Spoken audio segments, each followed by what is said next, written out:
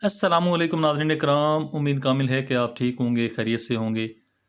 नाज़रीन इकराम, आज फिर एक नई वीडियो के साथ मैं आपकी खिदमत में हाज़िर हूँ। उम्मीद है कि आपको वीडियो पसंद आएगी। वीडियो पसंद आएगी तो वीडियो को लाइक लाजमी कीजिएगा, मेरे चैनल को सब्सक्राइब कीजिएगा और वीडियो को दूसरे दोस्तों के साथ भी शेयर कीजिएगा ताकि किसी और का भी फ़ायदा हो सके। नाज़रीन इकराम, आज की वीडियो मैं खुसूसन जो है वो ख़वातीन के लिए बना रहा हूँ और ख़वातीन की कुछ मैंने एक दो वीडियो देखी और वीडियो देखने के बाद जो है मुझे जब वीडियो देखने के बाद मैंने कमेंट देखे तो कमेंट देखने के बाद मुझे ये थोड़ा सा फ़ील हुआ कि मुझे एक वीडियो जो है बनानी चाहिए, ख़ास करके ख़वातीन के हवाले से। और ख़वातीन की ख़ास करके जो छाती के हवाले से, छाती उनकी बड़ी नहीं होती, उनकी छोटी होती है, साइज़ कम होता है। तो कई ख़वातीन ऐसी हैं कि जिनको शादीशुदा ज़िंदगी में भी ये भूचाल आ चुका है कि उनको शादीशुदा ज़िंदगी में भी प्रॉब्लम आ रही है कि उनकी छाती छोटी है, तो ख़ावंद हज़रात जो हैं उनको पसंद नहीं करते, या इस तरह से बहुत सारे मामलात इस तरह से आ रहे हैं। तो नाज़रीन इकराम, आज जो मैं वीडियो बना रहा हूँ ख़ुसूसन ख़वातीन के लिए बना रहा हूँ, तो ख़वातीन जो हैं इस वीडियो को गौर से देखें तो इससे कुछ फ़ायदा आपको हो सकता है। तो नाज़रीन, ख़वातीन का ख़ास करके छाती का जो मसला होता है, तो छाती का मसला अगर छोटी छाती है तो छोटी छाती का मसला किसी भी वजह से हो सकता है। किसी हार्मोन्स की कमी की वजह से हो सकता है, हार्मोन जो है इनबैलेंस होने की वजह से हो सकता है, किसी खुराक की कमी की वजह से हो सकता है आपके जिस्म के अंदर कोई ऐसी खुराक की कमी हो जिसकी वजह से भी ये प्रॉब्लम आ सकती है। तो इसको इतना ज़्यादा भी ऐसा कोई ज़हनी तौर पे आपको ज़हन के ऊपर अपने सवार नहीं करना है तो क्या पता क्या हो गया मेरे साथ, तो अब मैं ठीक ही होंगी या नहीं होंगी, ये बिल्कुल आपने ज़हन के ऊपर कोई इसको ज़्यादा प्रेशर नहीं लेना है। तो नाज़रीन, करना कुछ इस तरह है कि ख़वातीन का जो आजकल ख़ास करके जो इस साइंसी दौर में जो आजकल सिस्टम है, तो वो ये है कि ख़वातीन की छाती को बढ़ाने के लिए बेहिसाब किस्म की क्रीमें मौजूद हैं, बेहिसाब किस्म के इंजेक्शन मौजूद हैं, बेहिसाब किस्म की सर्जरी आ रही है, हर किस्म की सर्जरी मौजूद है। तो इससे छाती आपकी बढ़ जाती है। क्रीमें, इंजेक्शन, गोलियाँ, सर्जरी, इससे जो है छाती आपकी बढ़ जाती है। ये तो हो गया एक तरीका। अब नाज़रीन, जो तरीका मैं आपको बताने वाला हूँ तो मैं आपको बिल्कुल जो है घरेलू तरीका आपको बताऊँगा। फ़ूड का जो आपको इस्तेमाल करना है फ़ूड, तो उसके हिसाब से आपका जो है छाती का साइज़ बढ़ेगा। इतना भी नहीं बढ़ेगा कि आप बिल्कुल ही जो है ना वो हुस्न ही आपका ठीक ना लगे, लेकिन ये है कि बढ़ेगा। तो आपको जो है कुछ खुराक में ऐसी तब्दीलियाँ करनी हैं जिसके साथ-साथ जो है आपकी जो छाती है ख़ास करके तो वो बढ़नी शुरू हो जाएगी और आपके जो हुस्न में है वो इज़ाफ़ा भी होगा। तो नाज़रीन, इसमें सबसे पहली बात जो मैं आपको बताने वाला हूँ तो एस्ट्रोनिजिक फ़ूड जो है वो आपने इस्तेमाल करना है। एस्ट्रोनिजिक फ़ूड जो है ये छाती के साइज़ को बढ़ाने के लिए बहुत ही कारआमद साबित होते हैं। अब एस्ट्रोनिजिक फ़ूड जो है ये कौन-कौन से फ़ूड होते हैं, क्योंकि इस वीडियो ज़्यादा लंबी हो जाएगी इसलिए मैं शॉर्ट-शॉर्ट आपको बता रहा हूँ। ये फ़ूड जो होते हैं इसमें जो है चिकन सूप आप ले सकती हैं, उसके अलावा सूरजमुखी के बीज आप ले सकती हैं, अंडे ले सकती हैं, अलसी के बीज आप ले सकती हैं, सब्ज़ियाँ मुख्तलिफ़ किस्म की आप ले सकती हैं, यानी आपने कंज़्यूम करना है, आपने खानी है। तिल जो हैं, तिल के बीज जो हैं आप भी ले सकते हैं। तिल के बीज मिसाल के तौर पे तिल जो होते हैं बीज छोटे-छोटे वो आपने लेने हैं, वो आप इस्तेमाल कर सकती हैं। सौंफ के बीज इस्तेमाल कर सकती हैं और मुख्तलिफ़ किस्म के फल आप इस्तेमाल कर सकती हैं, जो एक कुदरती तरीका है छाती को बढ़ाने का, आपकी छाती का साइज़ जो है उसको बढ़ाने के लिए, और आपकी छाती के साइज़ में जो गदूद ज़्यादा बढ़ जाएँ उसके लिए ये कुदरती तरीका है। तो इसको जो है आप इसको इस्तेमाल कर सकती हैं। आप रोज़मर्रा रूटीन के मुताबिक अब इसको इस्तेमाल करने की ज़रूरी नहीं है कि आपने जो है ना 6 केले एक ही दिन में खा जाने हैं या तो 2 केले खाने हैं, 2 से 4 नहीं खाने। रूटीन में आप जो खाती हैं जिस हिसाब से खाती हैं बैलेंस रख के आपने खाना है, थोड़ा-थोड़ा करके खाना है। यानी अंडे सूप आपने इस्तेमाल करना है, अंडे डाल के, सब्ज़ी डाल के, चिकन डाल के, तो वो थोड़ा-सा इस्तेमाल करना है, 1 कप हो जाए।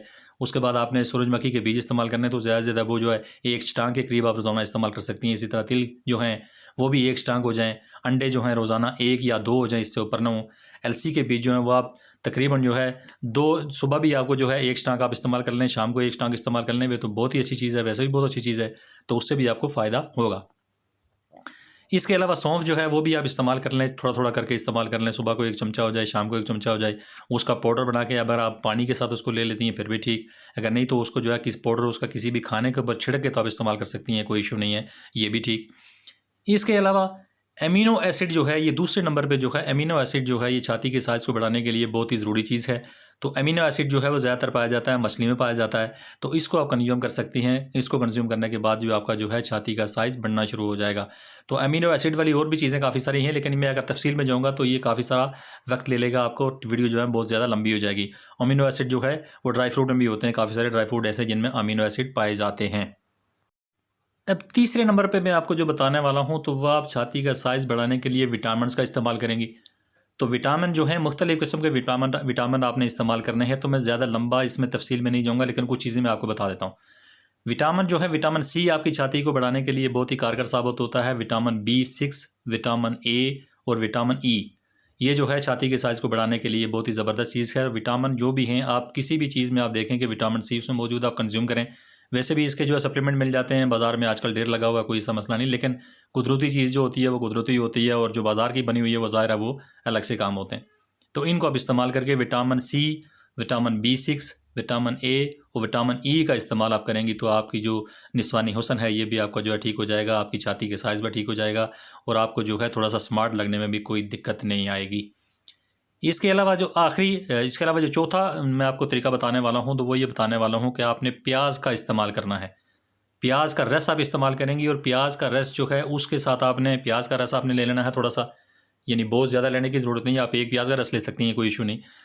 एक प्याज का रस हो जाए, थोड़ा सा उसमें 1 चमचा शहद हो जाए, और 1 चमचा उसमें हल्दी हो जाए। ये 3 चीज़ें आपने जो है मिक्स करनी है। मिक्स करने के बाद आपने अपने जो आपके पिस्तान हैं इनके ऊपर आपने जो है मालिश करनी है।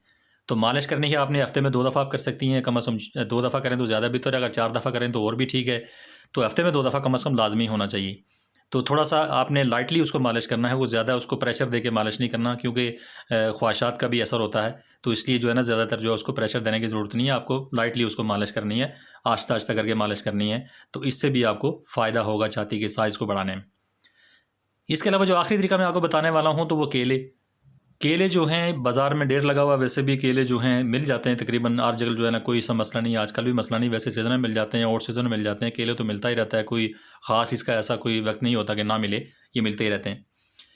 तो इनको खाने के साथ साथ जो है ना आप अपनी छाती का साइज़ बढ़ा सकती हैं। इनको जो है आहिस्ता आहिस्ता आप कंज्यूम करें। पहले 2 केले आप ले सकती हैं, उसके बाद आप 3 कर लें, 4 कर लें, उसके ऊपर आप इसको नहीं जाना है, क्योंकि 4 केले से ऊपर अगर आप खाएंगी तो आपके मैदे पे असर पड़ेगा, आपको कब्ज़ हो सकती है, कॉन्स्टिपेशन हो सकती है। तो कॉन्स्टिपेशन में जो है फिर आपको और ज़्यादा प्रॉब्लम होना शुरू हो जाएगा। तो जितना भी आप हो सके तो आपने लाइटली फूड लेना है, ताकि आपको जो है कब्ज़, कॉन्स्टिपेशन आपको ना हो। क्योंकि बाज़ औक़ात ऐसा होता है कि लोग ये सोचते हैं कि हम जो है एक ही दिन में अगर हम 1 किलो कोई भी चीज़ इस्तेमाल कर लेते हैं खुराक के तौर पे तो हमें ज़्यादा असर होगा। तो अगर एक टाँग लेते हैं तो हो सकता है ना असर हो।